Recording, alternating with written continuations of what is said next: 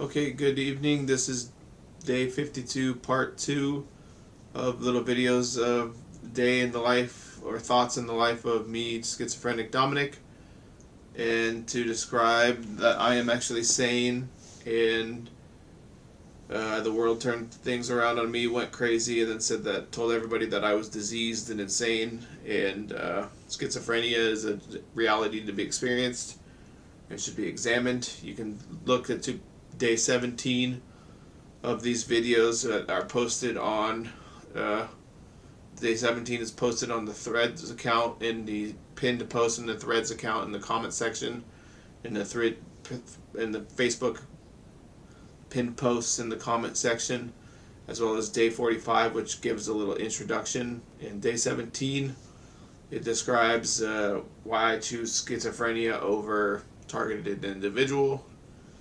And you can read my book on medium.com, which is posted to the bio section of Threads account, and is on the pin post of Facebook. Okay, and all these videos go out on YouTube, so you can look up Dominic Free Show on those accounts. I was going to start reading a section out of this book one more time. It's the final little section here. He talks about voice hearing, and he talks about voice hearing, and he says, typically hearing odd sounds or voices is a sign of mental illness. However, knowing Frey effect microwave weapons exist, a person suffering these sensory effects may not be mentally ill, but the victim of a microwave attack. While hearing odd sounds may induce mental illness, hearing voices may cause a person to perform an evil act. Imagine a victim being a member of the U.S. Secret Service who hears an order to assassinate the president. This scenario could be capable of igniting World War III. This last statement may stretch credibility to the limit, but I think it is possible based on my advertising research. Okay, so there's a lot to take in as a comment there in his book, but that's just one more reminder that I do hear voices, but they're very minimal today. They were 24/7 years ago for about 6 straight years, and they ruined my 20s and 30s. And and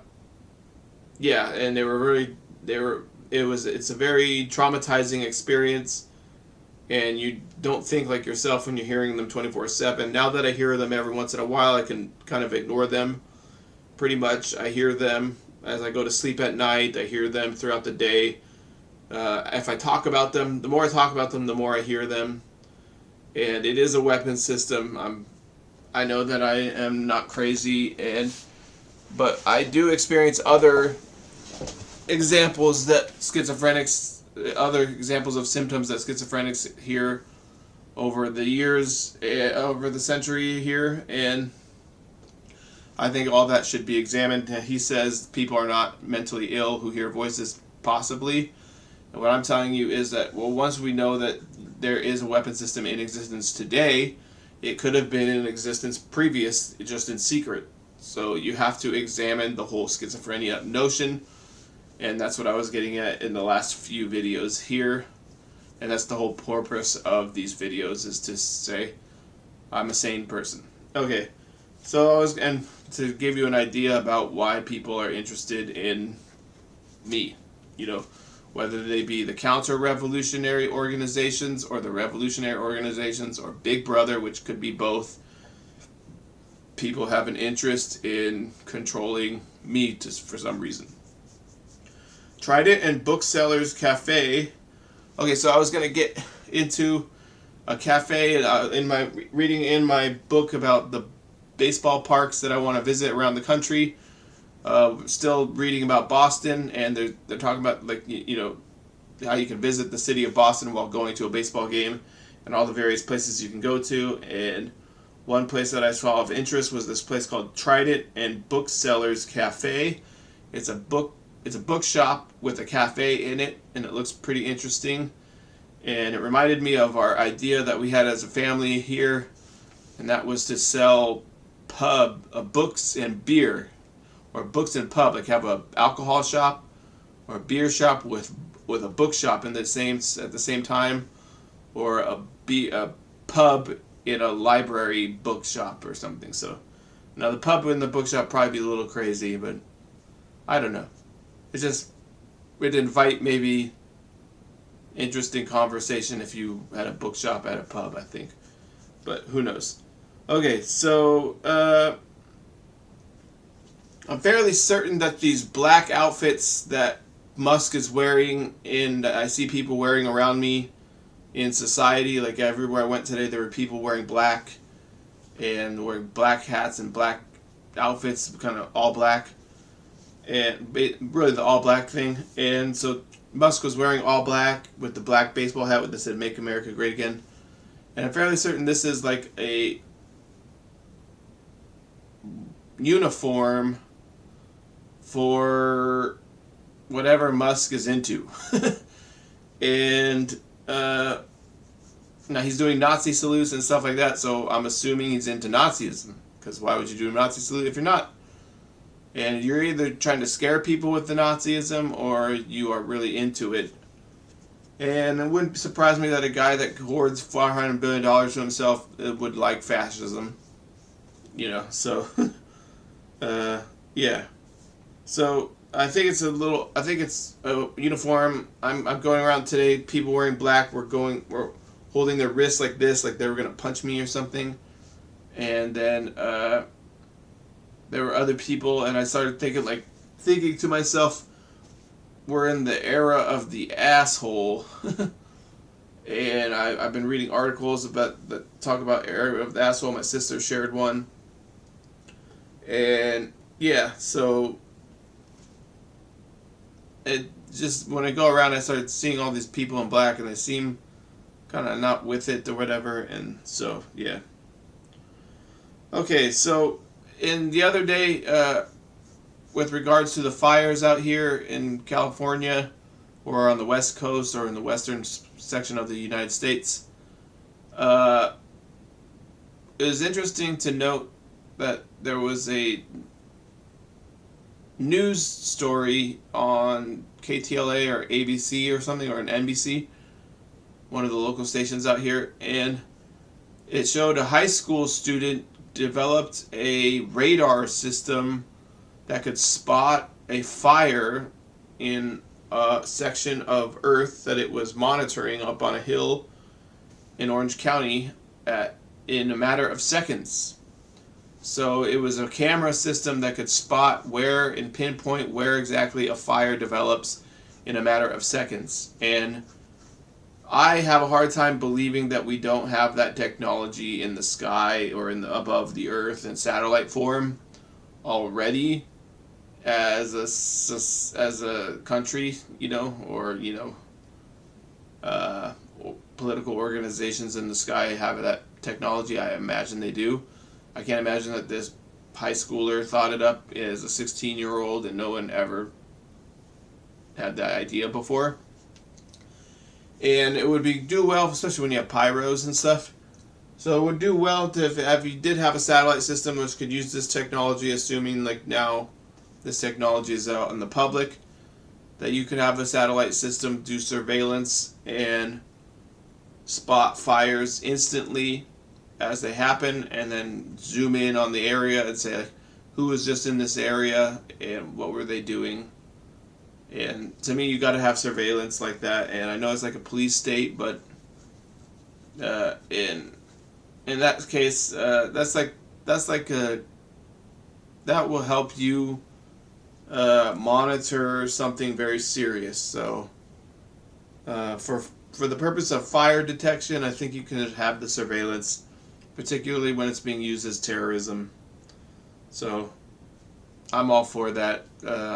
You can call that a police state or whatever, but it's happening anyways. It's happening under the table, so might as well do it in public, out in the open. And so I'm fine with that. No day of no purchase, moral perfectionism. Okay, there was a lady on Threads, and she was saying that she was complaining that people on the left or people were having this moral perfectionism, and it was hindering their efforts to respond to the fascist move that's going on in the government takeover and the coup, or whatever you want to call Trump's ignoring judicial orders and having Musk lord over the federal government and cut pay and take up nuclear secrets, giving it to 25-year-olds or random 20-year-olds that are hackers or computer whizzes or whatever.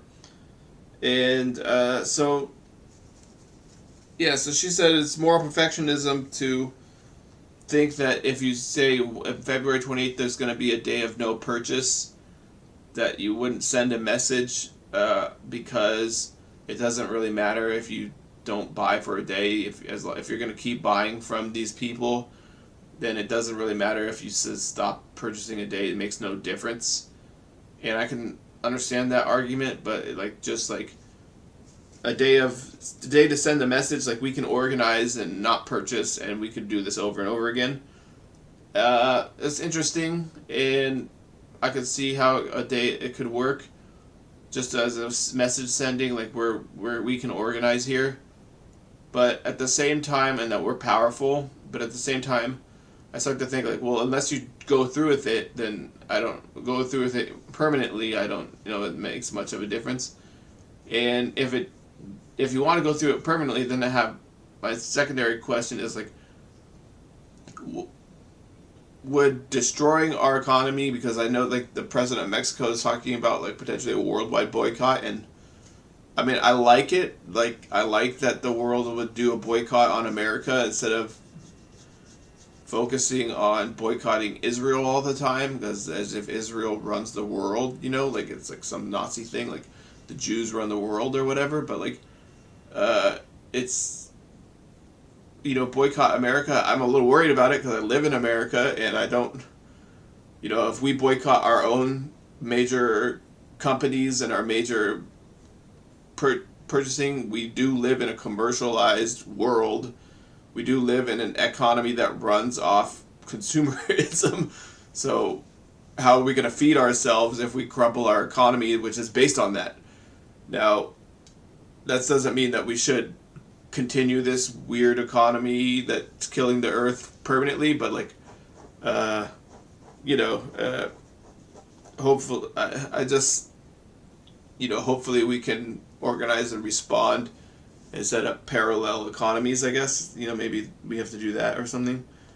So, and it just gets into Disney and DEI, and I made a comment on the lady's thing, and because I've seen now on KTLA and on online people talking about Disney backing out of DEI, and I thought of Costco and how Costco kept the DEI, and it made me really like Costco more, and it lessened my enthusiasm for Disney. But I was thinking about DEI, and it's kind of like a Band-Aid, because DEI is just so we can have black CEOs that make 400 times the worker. It's a Band-Aid on a problem. It helps people in some respects, so I'm not saying I'm against DEI. I'm for DEI, but I don't hold it out to be the solution to human problems on Earth. It's a solution to racist hiring practices and some aspects of racism, but it doesn't help everybody get lifted up, so, and it keeps us pitted against each other in a competition-like manner, so it doesn't address the competition-based world order. And as far as Disney goes, DEI, I was thinking Captain America, when Disney had a white Captain America that was going around fighting Nazis all the time and tyrants and eugenicists, I think that was a stronger messaging than a black Captain America that fights terrorists, refugees, and so a new world order and all that and stuff. So I just, the messaging has to be a broadside on what's going on, and I don't know that just because you do DEI that it occurs that way. So I got to stop here because it's been 15 minutes, but thank you. Okay, goodbye.